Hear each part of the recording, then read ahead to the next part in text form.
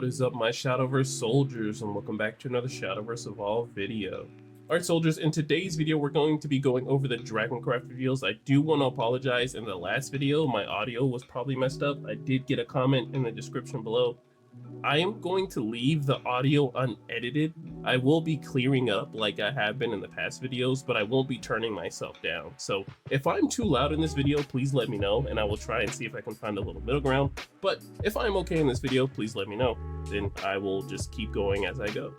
Alright, but enough of my rambling, let's go ahead and get into our first card. So, first card we have is number 11, Earth's Justice. So it's an 8 cost 8/8.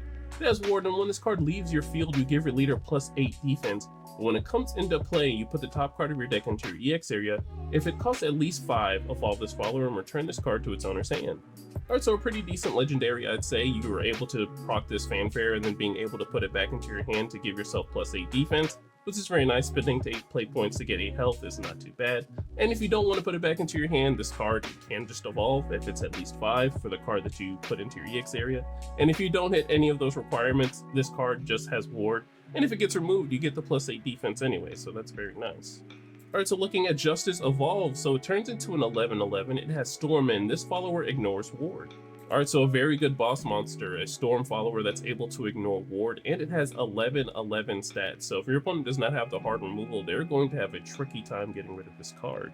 Alrighty, next up we have Helio Devoted Knight. So she's a 5 cost 2/2. When she comes into play, you can choose one of the following. You can 1, increase your max play points by 1, recover 2 play points, or you can 2, if Overflow is active for you, summon a Devoted Dragon token and give your leader +2 defense. Alright, so this card is kind of like Dragoncraft. So I don't know if you remember that card. It is a 5 cost spell card that initially just increases your max play points by 1, and I believe it does heal you, but Helio just being a little 3 cost in a way, you know, I'm using that with air quotes. She's a 3 cost that increases your max play points by 1. And then, you know, if you're in Overflow, you get this Dragon token, which we don't know what it does yet. But giving your leader the +2 defense for 5 and then getting another card on the field is just very nice as well. Alright, but the one thing I really am not liking about this card is this stat line. She can be dealt with very easily. There are lots of cards in the game that I can just list off the top of my head, that can just deal 2 to something. But being able to be an Overflow, which is what you really want to get to as fast as you can in Dragoncraft, to summon another card and giving your leader +2 defense probably might help out with those stats. Alright, so let's look at this Devoted Dragon token. So it's a 5 cost 6/6, it has Ward, and if there's an Helio Devoted Knight on your field, this follower can't take damage from abilities. Alright, so yeah, this is pretty fair. Helio just being a 2/2, and you have to make sure you deal with her first before you deal with this dragon. But when we get into those maximum play points, you know, when you're in Overflow and stuff like that, you know, that's when we start getting into the hard removal, because the wording here is this follower can't take damage from abilities, and if I just hard remove this card and then, you know, deal with Helio later, then, you know, that can really happen. But I think it's pretty fair that Helio's a 2/2 and this card is a 6/6, and you leave them both with right, and if your opponent can't deal with both of them, they're going to be taking a lot of damage next turn. Alrighty, and then we have Leviathan Dragon Dual Form Alpha. So it's a 6 cost 6/6, it has Rush, but when it swings strike, you select an enemy follower on the field and deal it 4 damage. You give your leader +2 defense, but when it dies, last words, you select the Leviathan Dragon in your cemetery and summon it engaged. My goodness, it's like they keep printing support for Leviathan Dragon, hoping it will be good. And I'm hoping it's going to be good, because I think Dragonic Weapon in the arm trait was definitely supposed to be something that was really good a couple sets ago. I think it came out in set 3. I think the first arm trait card came out in set 3 and we got our Dragonic Weapon. You know, Draknir is just a very good card, but Leviathan Dragon got left in the dust. So hopefully come around this set, you know, with these advanced cards, Leviathan Dragon will be pretty useful. So I'm hoping Leviathan Dragon will be around and be swinging. And then another form that we have is Leviathan Dragon Dual Form Beta. So it's a 6 cost 6/6. It has Ward. When it comes into play, you deal 2 damage to each enemy follower on the field. You give your leader +4 defense. You can activate for 1 play point to bury a Dragonic Weapon. You draw a card and you summon an armed follower that costs 3 or less from your hand, and you can activate this only once per turn. Of course, if they're going to have the alpha, they need the beta. Leviathan Dragon has many forms, and I kind of like that about the deck because, you know, you do have the one form of the Leviathan Dragon that can really just go into different forms. I am kind of interested in how we're going to be able to advance into these different forms. I don't know if there's going to be a different, like, lower cost legendary Leviathan Dragon that might be able to advance into these other cards, but I am really interested in what they're doing with these Leviathan Dragons. Alright, and then we have Leviathan Dragon Dual Form Gamma. So it's a 6 cost 6/6. And while there are at least 5 armed cards in your cemetery, this follower has Storm. You can also activate for 1 play point to bury your Dragonic weapon, and you deal 2 damage to each enemy follower on the field, and you give this follower +2/+2. Alright, so what it looks like it's going to be doing for the Leave It deck is you're going to be having your Dragonic weapons. Of course, if you're playing the armed trait, you're going to need your Dragonic weapon spawners and then ways to get Dragonic weapons on the field. So you're going to be using these Leave It Dragons to get those amulets off the field to be doing different effects. So this one having the Storm is going to be probably useful because if you bury the Dragonic weapon, this is going to turn into an 8/8 with Storm as long as you have those 5 armed cards in your cemetery. Alrighty, next up we have Slaughtering Dragon Noot. So it's a 3-cost 3/5. You can evolve him for 3, but when he comes into play, you banish the top 5 cards of your deck. Alright, I'm going to be honest with you soldiers. I still don't know what the banished deck does for Dragoncraft. I've heard about it. I've seen the different skills. You know, we've been over the cards that definitely, I think the Pylon, I think that's the name of the card that like banishes like half of your deck or just a whole bunch of cards out of your deck. I know it kind of went alongside with Rhino in a way, or you just use these cards to banish the cards that are just like low costing cards, because if you want to get into like Jabberwock or something like that, so you want to play like these bigger cards, I can understand it, but I really don't know how it functions. So if the Banish deck does really come into this meta for like this set, then I will definitely be doing a deck breakdown for it. But as far as I know, this banishing the cards in your deck, I do not know a single thing about this deck. Alright, but on the bright side, I do like the stat line of this card. So this card having 5 defense on turn 3 is just very good. You're going to really pace your opponent on your next turn, especially if you go first. You really do set the pace if you play this card first, and then your opponent's going to be like, alright, well, I really don't want to take 3 damage, but, you know, if I let this follower stay on the field for them to evolve next turn, it's going to be very scary. But you have to realize this fanfare is kind of wonky, so we might not be seeing this card in too many decks. Alright, so looking at Dragon Noot Evolve, so he turns into a 4/6, but on Evolve, for every 5 cards in your banished area, you deal 2 damage to each enemy leader and enemy follower on the field. Okay, so this really does help out with the banished deck here. So you're able to use that Python or Pylon, whatever the name of the legendary card that was, to banish a whole bunch of cards from your deck. So playing this card really does generate a lot of value because it's going to be dealing 2 damage for every 5. So half your deck is probably going to deal a lot of damage to each enemy leader and follower on the field. You can wipe the board very easily, but you do have to realize that this card is going to cost a total of 6 if you want to do it on 1 turn. And when you do get into those later game like plays, leaving this card out on the field, you know, trying to be a little resourceful in a way to like, oh, you know, we're in 6 play points, I want to play this card for 3, make my opponent answer it, and then play another card for my extra 3 play points, or wait up for 3 play points on the other side so I can answer them. Things like that in different scenarios. But if you're playing the Banish deck, I can see how this card is very useful, especially if you're going to go for a late game play to just deal a whole bunch of damage to the leader and then damage to the field. Alright, next up we have Eternal Whale, so it's a 5-cost 5/6. It has ward, but when it comes into play, if this card is put onto your field from your EX area, you recover 4 play points, but when it dies, you deal 2 damage to each enemy leader. Put this card as the second card from the top of your deck, or put this card on the bottom of your deck. Alright, so it looks like Eternal Whale is going to be setting up your deck very nicely, so if you're able to put this card into your EX area from other ways and other things, you're going to be recovering 4 play points. So this card is going to be a 1-cost 5/6 in a way. And then when it dies, because your opponent is going to have to deal with it because nobody wants to take 5 damage to face at all, you're going to take 2 damage, and then this card is going to be put as the second card from the top, so you don't really draw it and you can't really like loop it if you want to. So you do know what your second to the next card is going to be, or if you don't want to play this card again because you don't have the resources, you can just put it right to the bottom of your deck and you don't have to worry about it anymore. Alrighty, and next up we have Dual Rage, so it's a 6-cost spell card, so you can activate by banishing this card from your cemetery. You can select a Leave It Dragon and 2 cards named Dragonic Weapon on your field and destroy them. You summon an advanced follower with dual form in its name from your Evolve deck. You search your deck for an armed follower, reveal it, and add it to your hand, then you shuffle your deck and you may summon the armed follower from your hand. Alright, so this looks like this is going to be the spell card that's going to get those Leave It Dragons that we looked for. So we can spend 6 to search our deck for an armed follower, reveal and add it to our hand. Then we shuffle our deck and then we summon an armed follower and then we play it. So whatever we really need, we can go ahead and get it from our deck and then play it for whatever situation. And then we can also activate by getting rid of 2 Leave It Dragon cards and then 2 Dragonic Weapon cards. And then we can start summoning those advanced cards that are really going to be doing the most for our deck.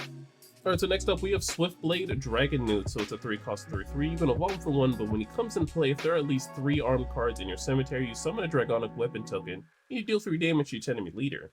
All right, so we're really ramping up with the armed cards this set. So it looks like that's going to be the cards that's going to be really focused on for this set outside of the Arcana card that we did see. So having the Dragonic weapons is going to be very interesting this set. So being able to deal 3 damage to your opponent for 3 is very nice, while also summoning a Dragonic weapon token that will really help us if we need to buff up our defensive stats on our Dragoncraft followers. But we know we're going to be using the Dragoncraft weapons for these later game plays if we need to.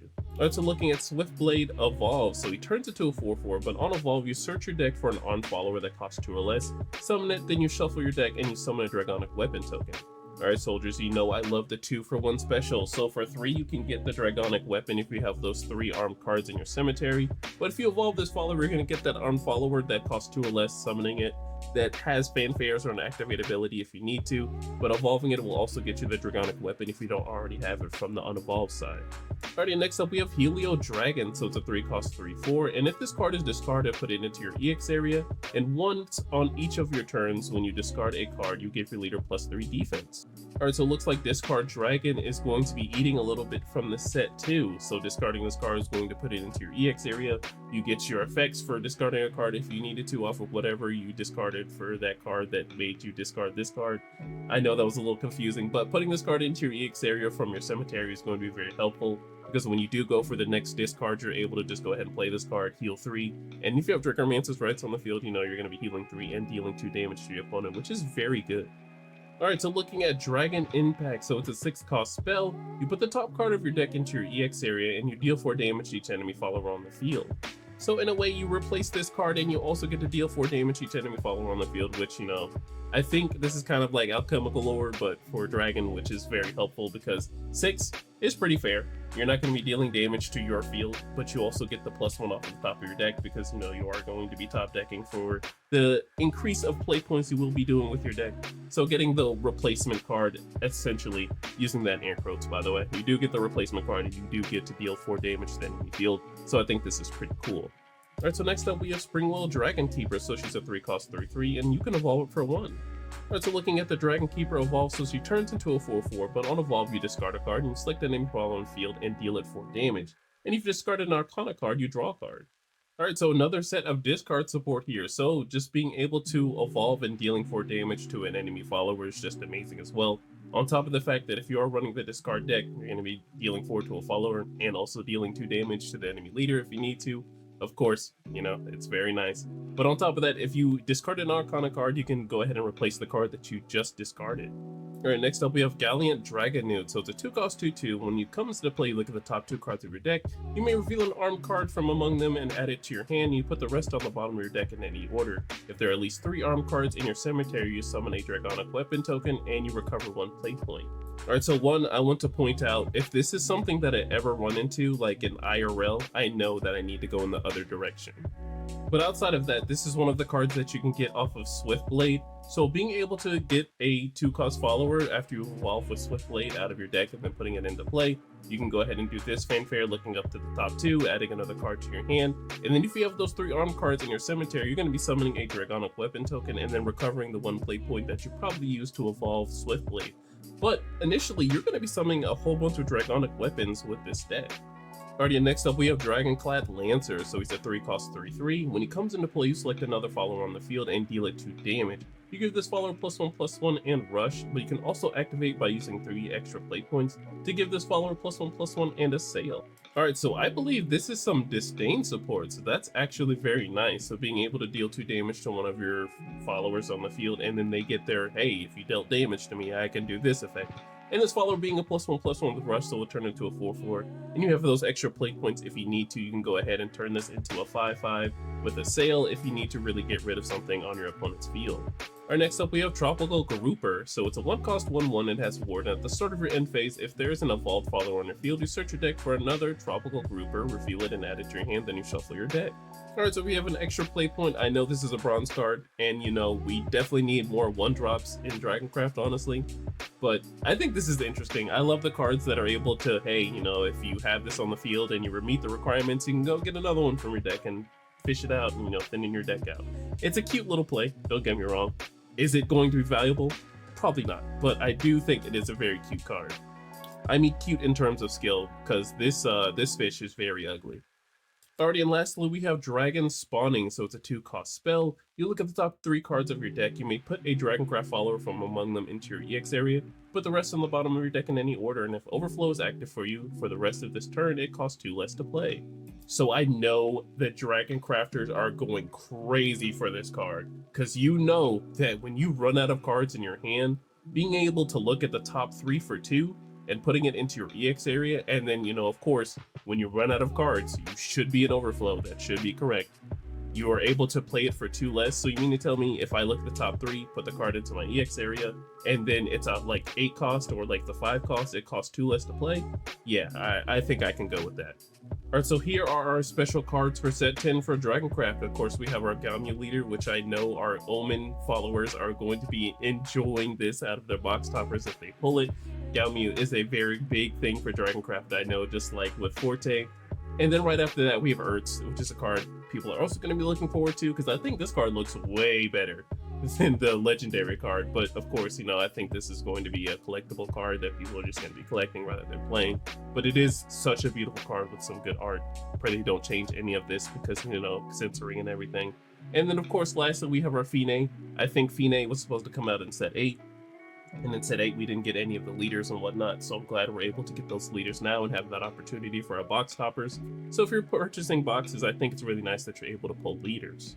And alright, soldiers, that is all the reveals for Dragoncraft. I hope you enjoyed watching the video. I enjoy talking about Dragoncraft things, even though I'm not a huge Dragoncrafter.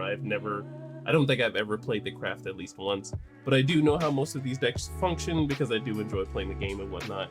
But I'm really excited for this card to really be on the map and Armed finally having its time to shine, because we've had so many Leviathan dragons and they just were terrible. They were just so bad. So I'm glad we're finally in set 10 and the Armed trait is finally getting some love. We have some smaller followers to really like boost up its stats and whatnot. So hopefully we can do a little deck dive of that this upcoming set. That's something I'll be looking forward to and be putting it in my notes for the Armed traits. So I hope everyone is looking forward to playing Dragoncraft for set 10 if you're going to be playing that craft. But alright, soldiers, that is the end of the video. I appreciate you watching. There's no updates today. Of course, we're going to be doing some more reveals tomorrow. I don't know which one we're going to be doing, but of course we're going to be getting through it, and we're going to be doing another Saturday video to make up for the fact that I did not post yesterday. But alright, soldiers, make sure you're safe in whatever you do tonight, and safe whatever you do for the rest of the year. Make sure to like, comment, and subscribe, and I'll see you in the next one. Bye. Yeah. TRINN. Just to get you away. What I got to do, what I got to do.